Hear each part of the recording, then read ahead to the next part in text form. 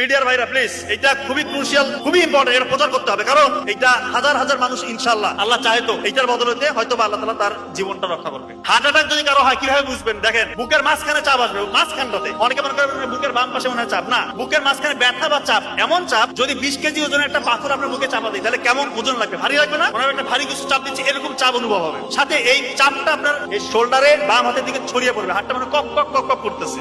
আপনার ওই সময় ঘাম ছুটবে, সাথে শ্বাসকষ্ট হবে এবং আপনার বই ভাব আসতে পারে এবং মৃত্যুর ভয়। এই কয়েকটা ফিচার যদি আপনার থাকে, আপনি কাল বিলম্ব করবেন না। যদি হাসপাতাল পাশে থাকে অবশ্যই হাসপাতাল নেবেন, কিন্তু অনেকের এরকম হয় যে হাসপাতালে একটু দূরে আছে।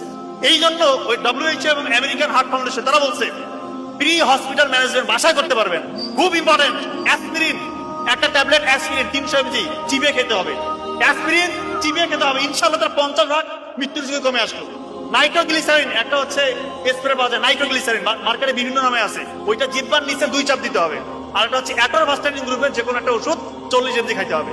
আল্লাহ চাহে তো তার মৃত্যুর ঝুঁকি ইনশাআল্লাহ আপনি 70-80% বাসার মধ্যে কমাই দিলেন, এরপর দ্রুত হাসপাতালে নিয়ে যেত।